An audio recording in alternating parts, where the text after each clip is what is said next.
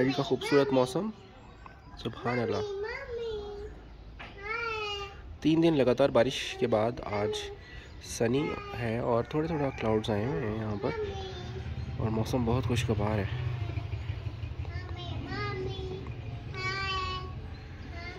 बहुत ही खुशगवार मौसम है, सुभान अल्लाह। ये देखें कि नीचे एक गाय जा रही है।